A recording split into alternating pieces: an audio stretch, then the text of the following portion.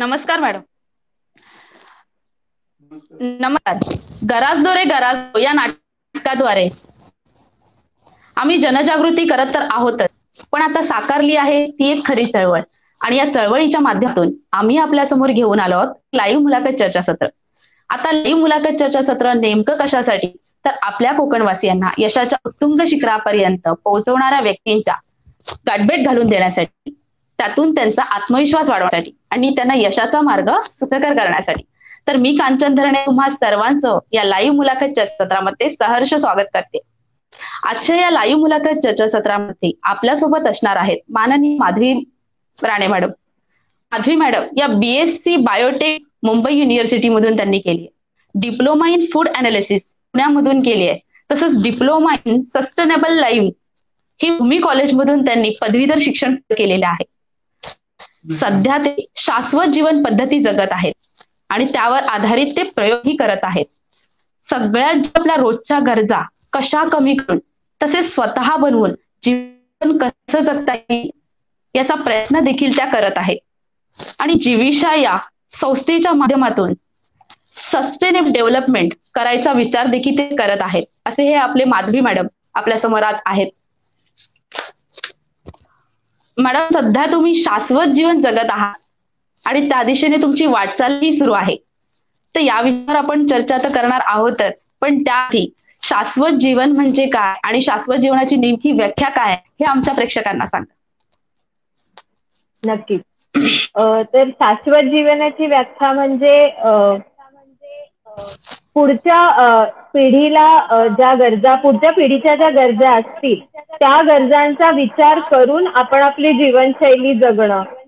नैसर्गिक साधन संपत्तीचा वापर हा पुढच्या पिढीला तेवढी साधन संपत्ती असेल का नाही हा विचार करून आपण वापरणं. हा ढोबळमानाने ही शाश्वत जीवनशैलीची व्याख्या होईल. पण त्याचबरोबर शाश्वत जीवनशैलीमध्ये तुम्ही तुमची सामाजिक बांधील, तुम्ही समाजात कसे वागता किंवा समाजातील अनेक घटकांमधील एकमेकांचे संबंध, तसंच तुमचं निसर्गाशी नातं आणि तुमचं स्वतःशी नातं या सगळ्या गोष्टींचा समावेश शाश्वत जीवनशैलीमध्ये होतो. अगदी बरोबर सांगितलं. आपण शाश्वत जीवन जगलं पाहिजे आणि शाश्वत जीवनाचा शोध घेतला पाहिजे असं तुम्हाला केव्हा वाटलं? खऱ्या अर्थाने मला शाश्वत जीवनाचा अर्थ हा जेव्हा मी भूमी कॉलेज जॉईन केलं तेव्हा कळला. त्याआधी मी माझ्या आई वडिलांबरोबर कायम कोकणात गावी यायचे. शेती, पर्यावरण हे माझे नेहमी आवडीचेच विषय होते. त्यामुळे याच विषयात काहीतरी करायचं हे लहानपणापासूनच ठरलेलं होतं. पण भूमी कॉलेजमध्ये गेल्यावर मला याबद्दल म्हणजे माझी आणखी त्या विषयाची कनेक्टिव्हिटी वाढली आणि एका डीपर लेवलवर मला त्या विषयाचा अर्थ समजला आणि त्यामधून एक वेगळंच आनंददायी जीवन आपल्याला जगता येईल आणि हेच आपल्याला करायचंय ही भावना मला भूमी कॉलेजमधून आली. आणि त्यानंतर भूमी कॉलेजमधून परत आल्यावर मी जेव्हा कोकणात आले आणि ज्या तिथे शिकलेल्या गोष्टी आणि आपल्या ज्या जुन्या आजी आजोबा आई बाबा करत असलेल्या गोष्टी यामध्ये मला खूप साम्य आढळले. त्यामुळे मी खूपदा असंच म्हणते की शाश्वत जीवनशैली ही म्हणजे खरी पारंपरिक कोकणातली जीवनशैली. ही काही वेगळी नाहीये, हे नवीन एक नाव दिलं गेलेलं आहे. पण शाश्वत जीवनशैली म्हणजे आपल्या आजी आजोबांची जीवनशैली.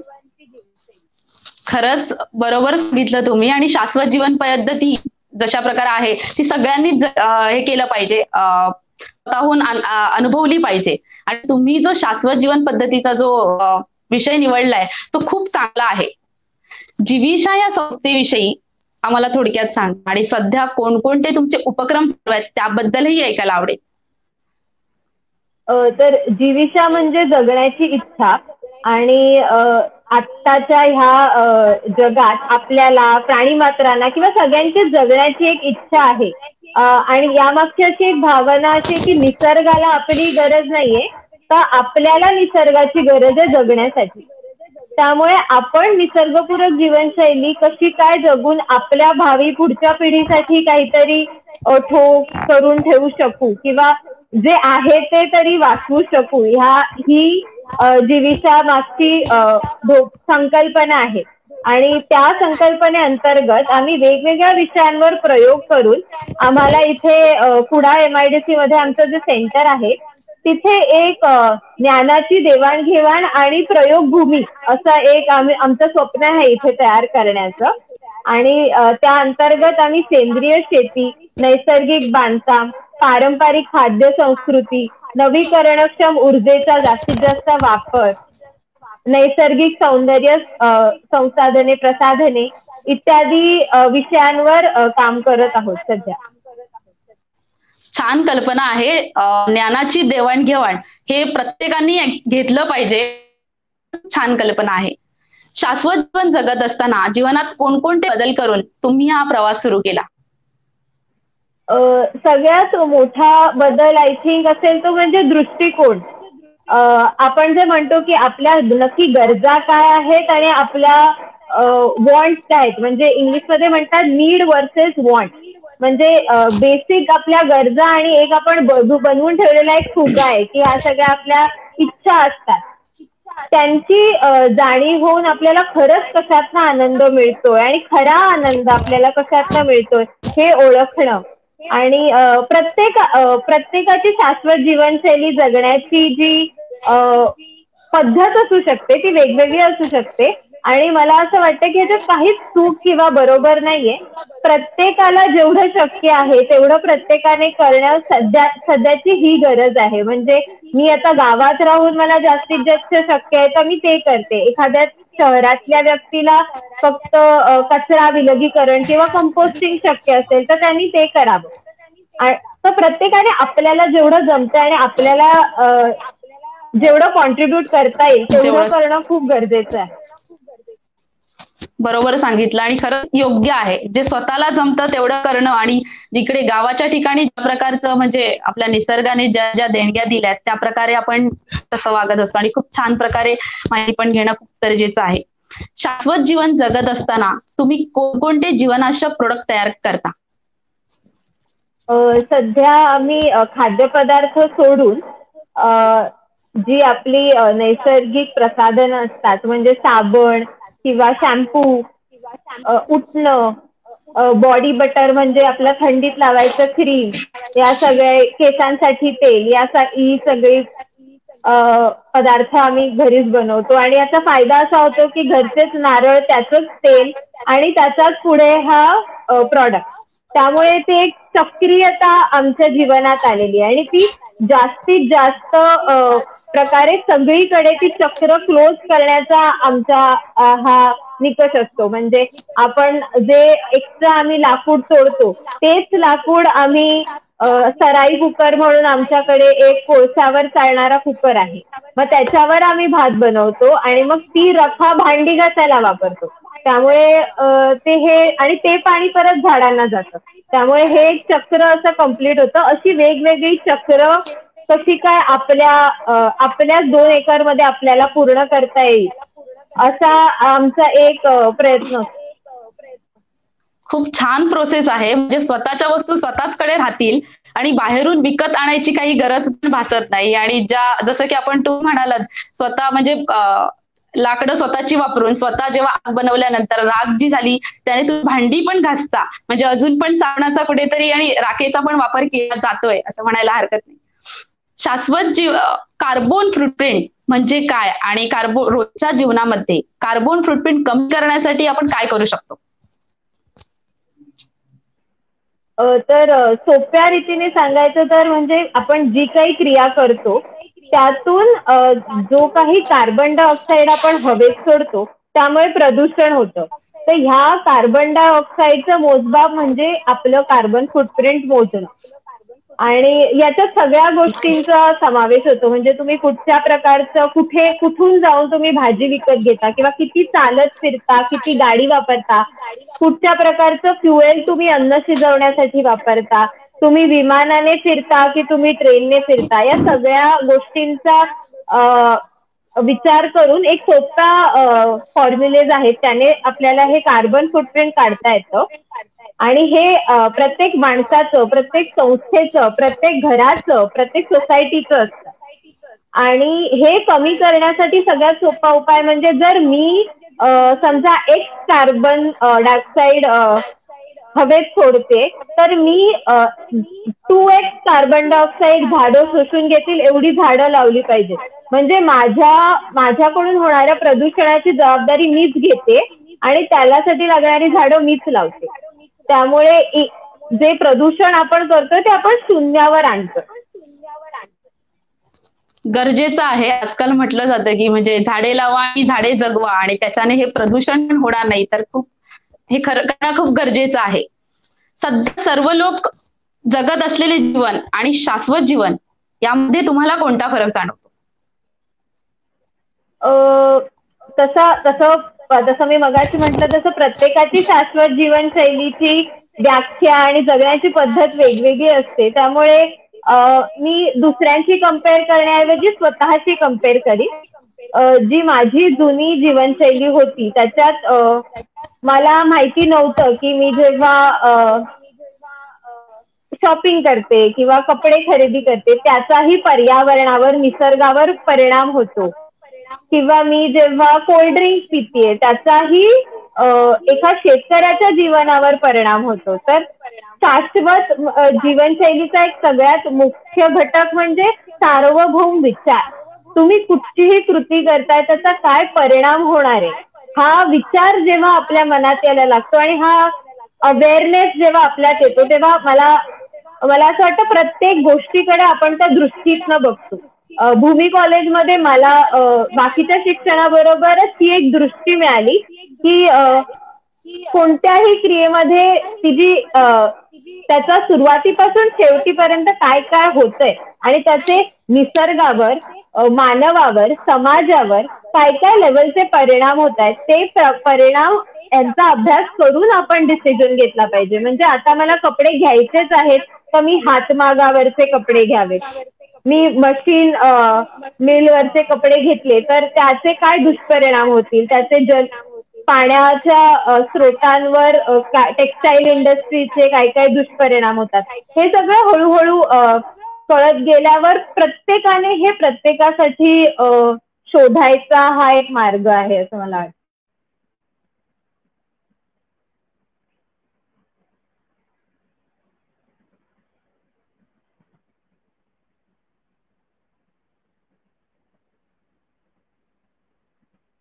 हॅलो, आय थिंक काहीतरी टेक्निकल प्रॉब्लेम आलाय त्यामुळे मला ऐकू येत नाहीये.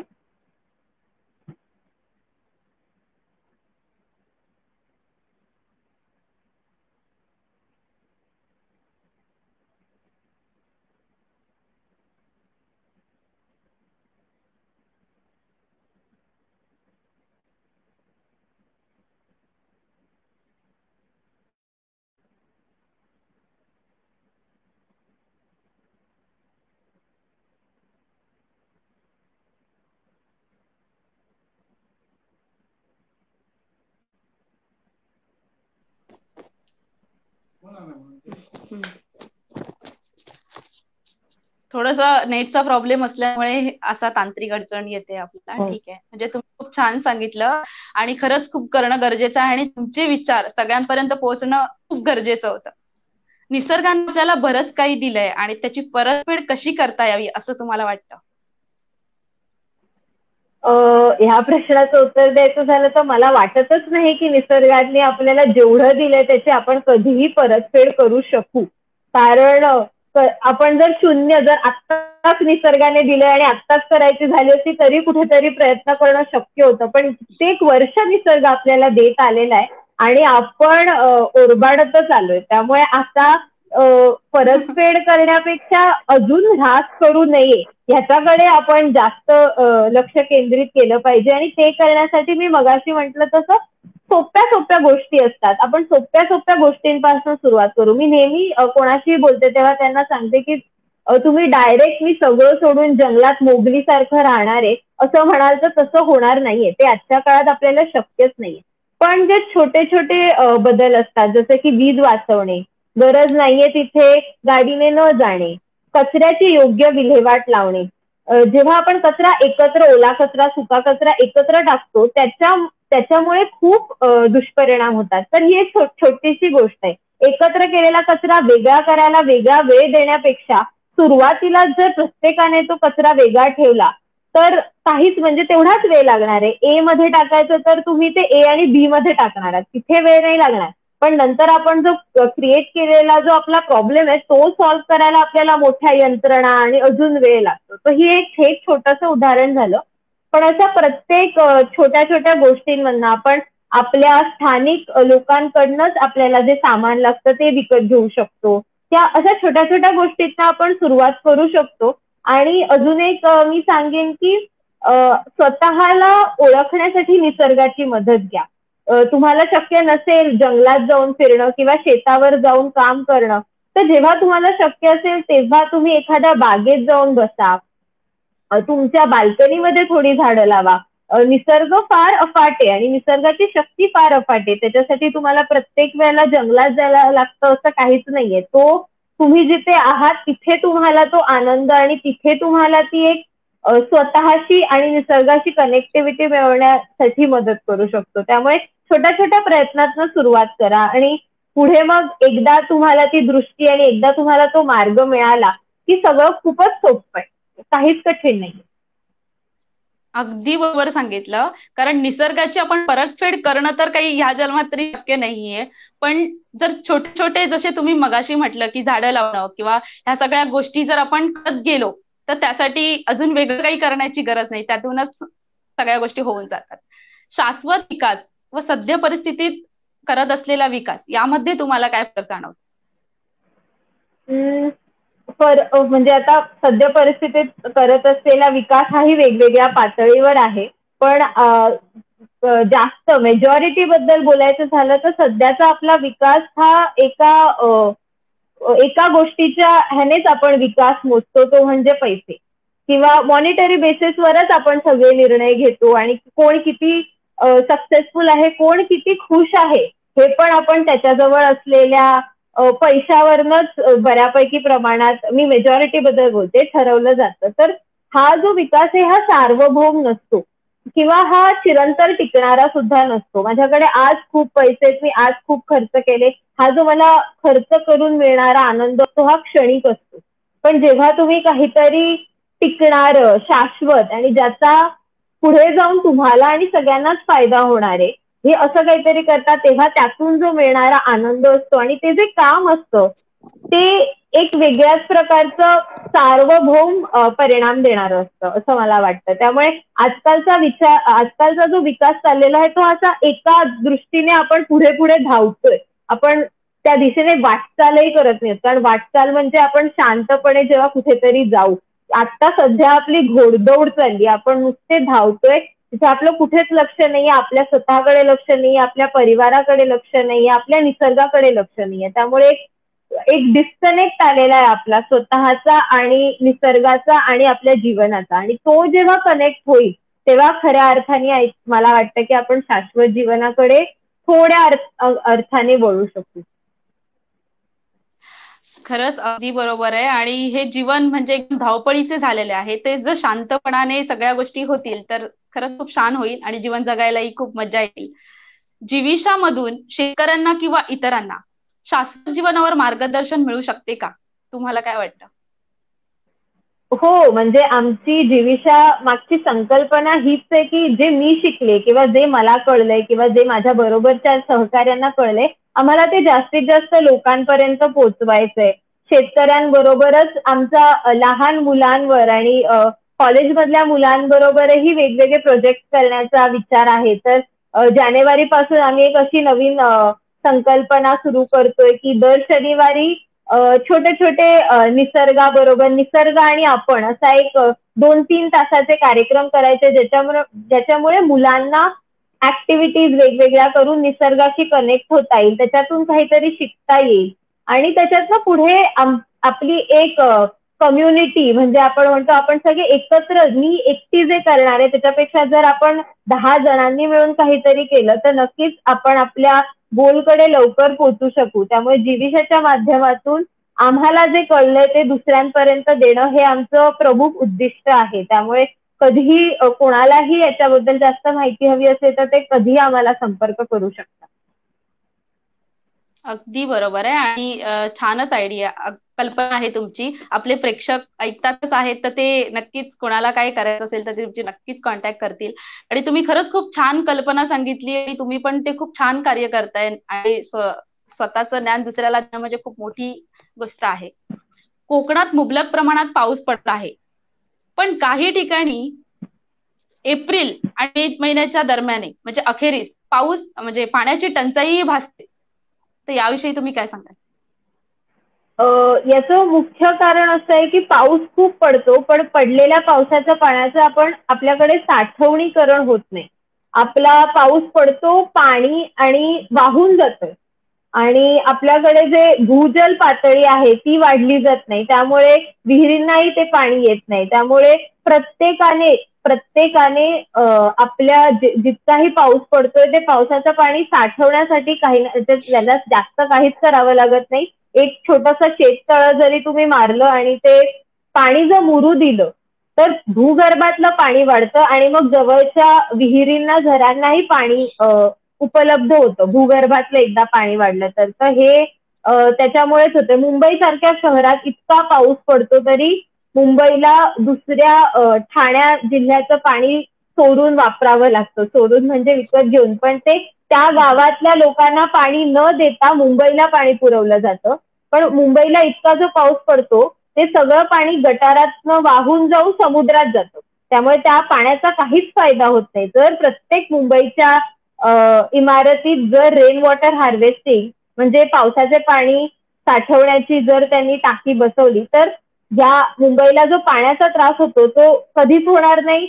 होणारं जे ड्रेनेजमुळे जे पाणी साठतं आणि जो पावसाळ्यात त्रास होतो तोही कधीच होणार नाही. आणि कोकणासारख्या भागात आपली खूप माती वाहून जाते जेव्हा फोर्सने पाणी वाहतं. जर आपण आपल्या भागात पाणी जिरवलं, बंधारे घातले तर आपली ही चांगली सुपीक माती सुद्धा वाहून जाणार नाही. त्यामुळे प्रत्येकाच्या शेतात त्यांनी बंधारा हा बांधलाच पाहिजे, जिथे जिथे जागा असेल आणि जिथे जिथे गरज असेल. अगदी बरोबर आहे. प्रत्येक तलाव, ओहोळ, नद्या यांच्या इथे बंधारे बांधणं खूप गरजेचं आहे. अगदी बरोबर सांगितलंय. कोकणातील लोकांच्या प्रत्येक सणात, उत्सवात निसर्गाला एक महत्वाचे स्थान दिले जाते. पूर्वजांनी घालून दिलेल्या परंपरांना अंधश्रद्धा म्हणून न पाहता त्यामागील पूर्वजांनी केलेला मानव आणि निसर्ग हिताचा विचार घेतला पाहिजे, असं तुम्हाला वाटतं का? नक्कीच. कारण आपण जर आपले सगळे सण आणि त्याच्या सणानुरूप जो आपला आहार पाहिला, आता संक्रांत येईल, थंडी आहे त्यामुळे आपण तिळगुळ खातो. तर प्रत्येक सणाच्या आणि आपल्या प्रत्येक ज्या आपण रीतीभाती करतो त्याच्या मागे आता जर आपण सायंटिफिकली विचार करायचा म्हटला तर प्रत्येकाच्या मागे सायन्स आहे. तर रूढी परंपरांच्या मागे न जाता त्याच्या मागचं सायन्स ओळखून त्या विज्ञानाच्या आधारावर जर आपण हे सण साजरे केले तर खऱ्या अर्थाने त्या सणांचाही आपल्याला आनंद घेता येईल आणि निसर्गालाही त्याचा त्रास होणार नाही. राजेंद्र भट सर म्हणून सेंद्रिय शेतीतले माझे गुरु आहेत, त्यांनी एक खूप छान गोष्ट मला एकदा सांगितली होती की गणपती जो आपण पुजतो तेव्हा जो शाडूच्या मातीचा तेला जेव्हा आपण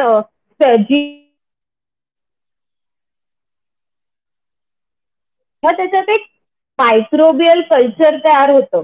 म्हणजे त्याच्यात जे चांगले जीवाणू असतात ते तयार होतात आणि ते जेव्हा आपण आपल्या पाण्यात आपल्याच जवळच्या पाण्यात त्याचं जेव्हा विसर्जन करतो तेव्हा ते जे मायक्रो ऑर्गॅनिझम्स असतात ते आपल्या सगळ्या जमिनीमध्ये जातात आणि त्याचा आपल्या शेतीला फायदा होतो. म्हणून गणेशोत्सव पूर्वी करायचे. पण आता तो पीओपीचा गणपती जर आपण आणला तर मग काहीच उपयोग होणार नाही ना याचा. त्यामुळे ह्या प्रत्येक सणांचा विचार करून का करतोय आपण कोणतीही गोष्ट, सणांची नाही जनरलही कोणतीही गोष्ट आपण का करतोय हा जेव्हा प्रश्न आपण प्रत्येक जण जरा थांबून जरा आपली लाईफ स्लो करून विचारू आणि कारणासहित एखादी गोष्ट करू ना त्यामुळे बरेच प्रश्न मार्गी लागतील असं मला वाटतं. हे जे गणपतीचं जे तुम्ही सांगितलं ते खरंच खूप छान सांगितली माहिती. मलाही माहित नव्हती आणि आपल्या प्रेक्षकांपर्यंत पण त्याबद्दल माहिती पोहोचली आहे. कोकण म्हणजे स्वर्गच आहे आणि हा स्वर्ग टिकवण्यासाठी आणि निसर्ग वाचवण्यासाठी काय केलं पाहिजे असं तुम्हाला वाटतं? हा खूपच मोठा प्रश्न आहे. पण मगाशी मी म्हटलं तसं प्रत्येकाने अ, आधी स्वतःपासून सुरुवात केली पाहिजे. सरकारने केलंच पाहिजे, कम्युनिटीने केलंच पाहिजे. फक्त मी करून होणार नाही. पण ती जी सुरुवात आहे ती प्रत्येकाने स्वतःपासून केली पाहिजे, छोट्या-छोट्या गोष्टींमधून. दुसरं म्हणजे अ, एखाद्याला जर कळलं की आपल्याकडे खरंच काय आहे, तर मग त्याचं जतन करणं किंवा तर मग त्याच्याबद्दल निष्ठेने काम करणं हे खूप आतून येतं. वरवरचं नसतं ते. त्यामुळे जे आपण काम करत आहात जनजागृतीचं, ते खूप मोठं काम आहे. प्रत्येकाला ती जाणीव करून देणं की खरंच बाबा आपण स्वर्गात राहतोय आणि आपण तो नाही आपणच त्याचा ऱ्हास करत जर गेलो तर आपलंच पुढे नुकसान आहे.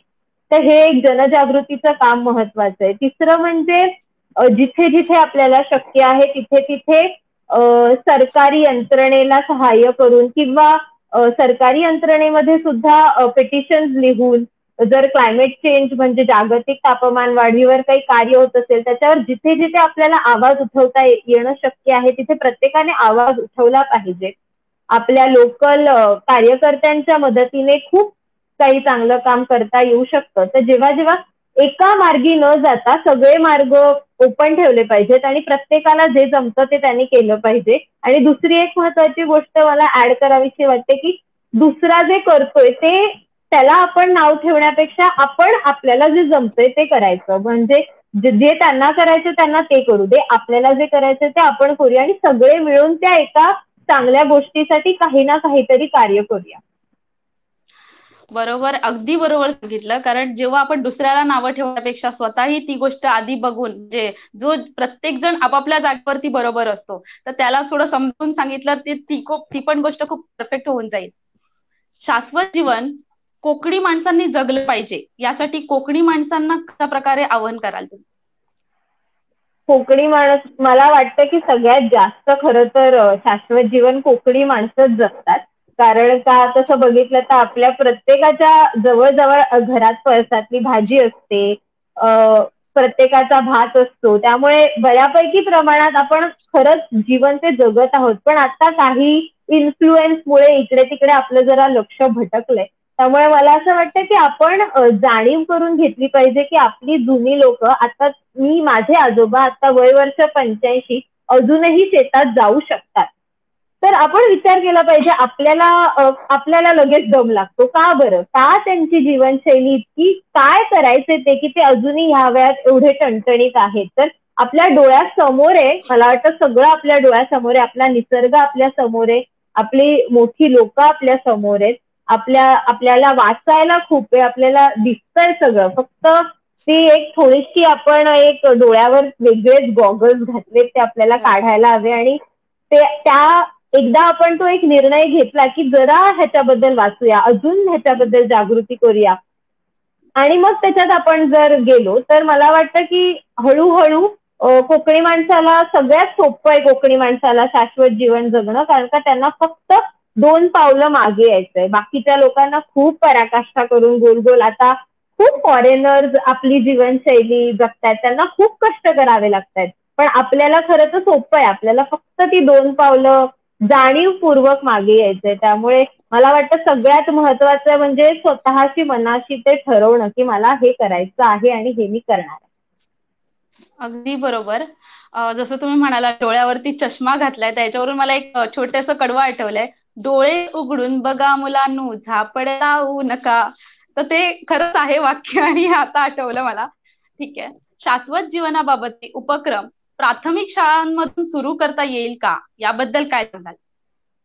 नक्कीच आणि आता ऍक्च्युली कोरोनामुळे काही करता आलं नाही. पण हा मुलांच्या माध्यमातून म्हणजे विद्यार्थी दशेतल्या मुलांच्या माध्यमातून हे काम करणं खरंच खूप सोपं जातं. कारण का आपण एका वयाचे झाल्यानंतर आपल्याला ते अनलर्निंग ही एक टर्म आहे म्हणजे शिकलेलं विसरणं. ते करणं जरा कठीण होतं. आणि जेव्हा मुलांना आपण जर आधीच सांगितलं की हे चुकीचं आहे, हेच बरोबर आहे किंवा तू विचार कर बाबा हे असं असं आहे. त्यामुळे मुलं ज्या प्रकारे आपली जे वॉरियर्स होऊ शकतात ग्रीन वॉरियर्स तर मी तर मुलांकडे पुढच्या पिढीकडे त्याच ह्याने बघते की तेच काहीतरी जास्त प्रमाणात ह्याच्यातनं करू शकतात. त्यामुळे शनिवार रविवार 1-2 तास जरी संवाद, फक्त मुलांबरोबर ओपन संवाद जरी आपण साधला तरी त्याच्यातनं खूप काही आपल्याला हासिल करता येऊ शकतं. आणि जिविषा मार्फत आम्ही असे उपक्रम करणारच आहोत. शाळांच्या माध्यमातून वेगवेगळ्या एज ग्रुपला वेगवेगळ्या प्रकारची गोष्टी, म्हणजे माझं शिकवणं याच्यावर जास्त विश्वास नाहीये. मी म्हणते की मला जे येतं किंवा मी जे करते ते मी शेअर करणार आहे, आणि प्रत्येकाने मला त्यांच्याकडनं शिकायचंय, त्यांना माझ्याकडनं शिकायचंय. त्यामुळे ही जी देवाणघेवाण आहे ही जिविशाचा ऍक्च्युली जिविशा आम्ही त्याच्यासाठीच बनवली की वेगवेगळ्या गोष्टींची देवाणघेवाण व्हावी आणि ज्ञानाचा त्यामुळे फायदा होऊन प्रयोग करता यावे. बरोबर आहे, अगदी बरोबर आहे. देवाणघेवाण केल्याने आपले विचार दुसऱ्याला आणि दुसऱ्याचे विचार आपल्यापर्यंत पोहोचतात. त्याच्यामुळे आपल्यालाही त्याचा खूप चांगल्या प्रकारे फायदा होतो. आणि मघाशी जसं तुम्ही म्हणालात की शाळांमधून सुरू करणं फार गरजेचं आहे, जसं तुम्ही म्हणाला, आणि खरोखरच गरजेचं आहे. कारण लहानांपासून आपण जेव्हा सुरू करतो त्यामुळे जास्त मोठ्यापर्यंत ती गोष्ट हे करण्याची गरज, म्हणजे पुढे हे करण्याची गरजच नाहीये. ते छोटं असताना जेव्हा करू तर आपण पूर्ण निसर्गाचा आस्वादही घेऊ शकतो. श्री सोमेश्वर कलामंच निर्मित घरास दो या नाटकाद्वारे आम्ही जनजागृती करता करता प्रत्यक्षात चळवळ सुरू केली आहे. तर या चळवळीविषयी तुम्ही काय सांगाल, किंवा ही चळवळ आमची घराघरात किंवा गावागावात पोहोचवणे गरजेचे आहे का? तुम्हाला काय वाटतं? नक्कीच नक्कीच गरजेचे आहे. कारण मी मगाशी म्हटल्याप्रमाणे जे एक माणूस करू शकतो, जेव्हा ती एक कम्युनिटी किंवा समूह एकत्र येऊन काहीतरी करतो त्याचा इम्पॅक्ट खूप जास्त असतो. आणि हे खूप चांगलं काम तुम्ही हाती घेतलं, आणि कलेच्या माध्यमातून. कारण का कला, नाटक, आपलं नाटक पण एक असं लाईव्ह मोड आहे. त्यामुळे त्याच्या माध्यमातून कधीही तो एक वेगळा आनंदही आहे, आणि त्याच्या मार्फतून होणारी जनजागृतीचा इम्पॅक्टही जास्त असतो. त्यामुळे मी जर एक वाक्य वाचून सांगितलं आणि मी जर ते एनॅक्ट करून सांगितलं, त्याच्यातला जो फरक असतो तो. त्यामुळे प्रत्येक गावात, प्रत्येक शहरात, सगळीकडे तुमची चळवळ प्रत्येकापर्यंत पोहोचावी, आणि जास्तीत जास्त लोकांनी तुम्ही जे हा स्तुत्य उपक्रम राबवलेला आहे वेगवेगळ्या लोकांच्या माध्यमातून ज्ञानाचं एका प्रकारे तुम्ही ज्ञानच देताय, त्याचा जास्तीत जास्त लोकांनी फायदा घ्यावा आणि जास्तीत जास्त लोकांनी या चळवळीत सहभागी व्हावं. खरंच थँक्यू मॅडम. रासायनिक खताचा वापर टाळून नैसर्गिक शेती केली पाहिजे, याबद्दल तुम्ही काय सांगाल? आता हे माझं सगळ्या प्रश्नांचं उत्तर खरं माझ्या आजी आजोबांकडेच जातं. कारण पूर्वी आपल्याकडे रासायनिक खतच नव्हती. त्यामुळे हे नैसर्गिक, रासायनिक, ऑर्गॅनिक, सेंद्रिय अशी वेगवेगळी ही नावंही नव्हती. सरळ सोपी शेती पद्धती होती. रासायनिक खतांचा जो आपण वापर करतो त्यामुळे फक्त आपल्या अन्नाचा नाही तर संपूर्ण सायकलचा, म्हणजे ती मग मातीतून पाण्यात जाते, ती पाण्यातनं परत माशांच्या मध्ये जाते आणि पुन्हा ती आपल्या अन्नसाखळीत येते. त्यामुळे ते संपूर्णपणे विस्कळीत होतं. हा एक मुद्दा झाला. दुसरा एक मुद्दा म्हणजे रासायनिक खतांच्या ज्या फॅक्टऱ्या आहेत त्यांच्या मार्फत खूप मोठ्या प्रमाणावर कार्बन फुटप्रिंट हे त्यांचं खूप असतं. कारण का ते खूप मोठ्या प्रमाणात त्या फॅक्टऱ्या असतात आणि ज्याची आपल्याला मुळात गरजच नाहीये. आपल्याला त्या खतांचीच गरज नाहीये, पण त्याच्यासाठी आपला सबसिडी त्याच्यासाठी दिली जाते. त्यामुळे त्याच्यात पण ते एक वेगळं चक्र आहे. त्या कारखान्यांचं एक वेगळं चक्र आहे. आणि परत ती रासायनिक पदार्थ असलेले भाजीपाला खाऊन आपलं आरोग्य बिघडतं. त्याच्यामुळे परत आपल्याला डॉक्टरकडे जावं लागतं. त्यामुळे हे सगळं एक विशियस सायकल आहे, म्हणजे एक न संपणारं एक काळं चक्र आहे. त्यामुळे पहिली स्टेप म्हणजे सेंद्रिय शेती. मला वाटतं शाश्वत जीवनशैलीतली पहिले म्हणजे तुम्ही काय खाताय. अन्न वस्त्र निवारा या तीनचा जर विचार केला तर सर्वप्रथम जर कोणाला या सुरुवात करायची असेल तर तुम्ही जे अन्न खाताय ते किती शुद्ध आहे, ते कुठून आलंय, तुम्ही कोणाकडनं ते विकत घेताय आणि ते कसं उगवलं गेलंय याचा प्रत्येकाने विचार करायला हवा, माहिती करून घ्यायला हवी. आणि जेव्हा तुम्ही पाहाल की रासायनिक शेतीमुळे किती प्रमाणात नुकसान होतंय तुमचं स्वतःचं, निसर्गाचं, तेव्हा मला वाटतं प्रत्येक जण हळूहळू का होईना नैसर्गिक आणि सेंद्रिय शेतीकडे नक्कीच वळेल. त्याचे कठीण आहे, सोपं काहीच नाहीये, पण अशक्य मात्र नाहीये. आणि आपल्या जीवासाठी आपण एवढं तर नक्कीच करू शकतो. अगदी बरोबर आहे. हे सगळे रासायनिक खताचा वगैरे वापर करण्यापेक्षा नैसर्गिक शेतीकडे वळणं फार योग्य आहे. आणि ते स्वतःमध्येही चांगल्या प्रकारे आपण आपल्या अवयवांना आपण चांगल्या प्रकारे ठेवू शकतो. नाही डॉक्टरकडे जायची वगैरे गरज. त्यामुळे रासायनिक खताचा वापर टाळून नैसर्गिक शेती करणे खूप गरजेचे आहे. जास्तीत जास्त लोकांनी या चळवळीत सामील व्हावं याकरता तुम्ही काय आव्हान कराल? किंवा त्याचबरोबर तुम्ही या चळवळीला कसा काय हातभार लावू शकता? जास्त आवाहन मी हेच करीन की जास्तीत जास्त लोकांनी जे वेगवेगळे व्हिडिओज केले आहेत ते जास्तीत जास्त लोकांनी पाहावे, अंगीकारावे आणि जास्तीत जास्त लोकांनी ह्या व्हिडिओजना किंवा तुमच्या ह्या पेजला शेअर करावं, एकमेकांबरोबर डिस्कस करावं. कोकणातल्या लोकांनी आपल्याच पैकी आपणच सगळे मिळून ही चळवळ सुरू केली, आपणच सगळे काहीतरी चांगलं करण्याचा प्रयत्न करतोय, तर आपण सगळ्यांनी एकमेकांना सहकार्य केलं पाहिजे आणि माझ्याकडून जे शक्य होईल ते सहकार्य करण्याची माझी तयारी आहे. असं म्हणजे आपण सगळे एकत्रच आहोत आणि आपण सगळे काहीतरी चांगलं करण्याचा प्रयत्न करतोय, त्यामुळे आपण सगळ्यांनी एकत्र येऊनच हे काम हाती घ्यायला हवं. आणि तुमच्या चळवळीसाठी माझ्याकडून खूप खूप शुभेच्छा. खूपच छान कार्य आपण करत आहात. धन्यवाद मॅडम. असंच तुमचं कार्य आमच्यासोबत राहू दे. हीच नम्र विनंती. आपली संस्कृती टिकावी आणि यासाठी काय करता येईल?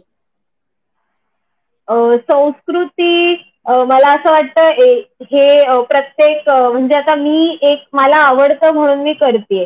त्याच्यात जर कोणाला त्याच्यामध्ये नसेल आवडत तर त्यांनी उगाचच करायचं म्हणून करू नये. मगाशी आपण जो सणांचा विषय केला डिस्कस केला तर प्रत्येक गोष्टीमागे काहीतरी कारण आहे. तसंच आपल्या संस्कृतीमागेही काही काही कारण आहे.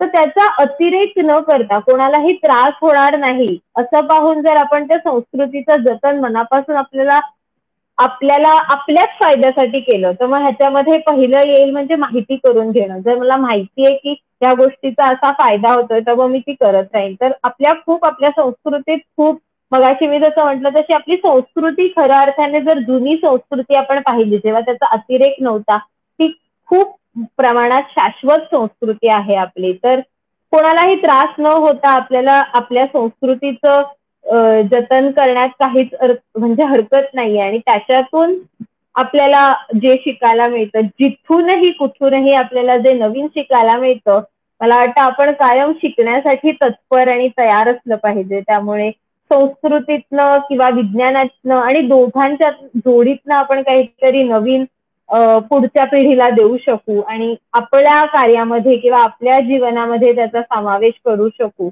आणि हा प्रत्येकाचा वैयक्तिक निर्णय असावा असंही मला वाटतं. म्हणजे कोणीही कोणावर जबरदस्ती करता कामा नये. त्यामुळे प्रत्येकाला जसं वाटतं त्याप्रमाणे त्यांनी संस्कृतीचं जतन करावं आणि आपली मूळ संस्कृती काय आहे हे समजून घेणं खूप गरजेचं आहे. पाश्चात्य संस्कृतीच्या प्रमाणे आपल्या संस्कृतीला बदलणं हे मला वैयक्तिकरित्या मला हे पटत नाही. त्यामुळे हा प्रत्येकाने प्रत्येकाच्या प्रमाणे अभ्यास करून दुसऱ्यांना त्रास न देता ज्या प्रकारे संस्कृती जतन करता येईल त्या प्रकारे करावी. खरंच अगदी बरोबर आहे. आणि संस्कृती प्रत्येकाने आपली टिकली पाहिजे. त्याच्यासाठी तसंच संस्कृतीचा हे केला पाहिजे. धन्यवाद मॅडम.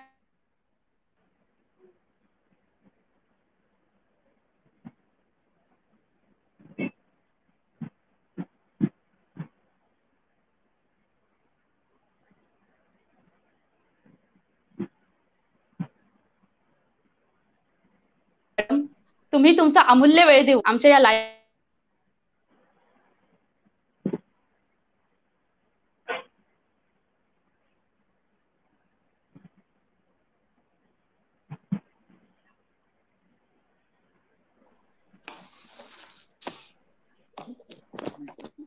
सॉरी थोडा तांत्रिक प्रॉब्लेम असल्यामुळे अडचण येते. तर धन्यवाद मॅडम. तुम्ही तुमचा अमूल्य वेळ देऊन आमच्या या लाईव्ह चर्चासत्रामध्ये सामील झालात आणि आम्हाला शाश्वत जीवन पद्धती म्हणजे काय असतं आणि शाश्वत जीवन पद्धती कशी जगली पाहिजे याच्यावरती खूप चांगल्या प्रकारचं मार्गदर्शन केलंय तुम्ही. तर तुमच्या पुढील आयुष्यासाठी आणि पुढील वाटचालीसाठी आमच्या या गराजदोरे टीमकडून तुम्हाला खूप खूप शुभेच्छा. तर आता चळवळीचाच एक भाग म्हणून तिन्ही जिल्ह्यातील प्रत्येक गावागावात ज्या ज्या समस्या असतील त्या त्या समस्या आमच्याकडे पुराव्यानिशी पाठवा. आम्ही त्यावरती नक्कीच आवाज उठवू. आणि त्यासाठी आठवड्यातून एकदा लाईव्ह येऊन ज्या समस्या तुमच्या आमच्यापर्यंत पोहोचलेल्या असतील त्याला वाचा फोडण्यात येईल. तसेच गराजलो रे गराजलो ही एक चळवळ, या चळवळीचे मी युट्यूब चॅनल सुरू केले आहे. तर त्या युट्यूब चॅनलला तुम्ही लाईक आणि सबस्क्राईब करा. तसेच जास्तीत जास्त लोकांपर्यंत शेअर करा. तर प्रेक्षक हो, पुन्हा भेटूया अशाच एका लाईव्ह चर्चासत्रामध्ये अशाच एका प्रेरणादायी व्यक्तीला घेऊन. तोपर्यंत घरीच राहा आणि स्वतःची काळजी घ्या. धन्यवाद.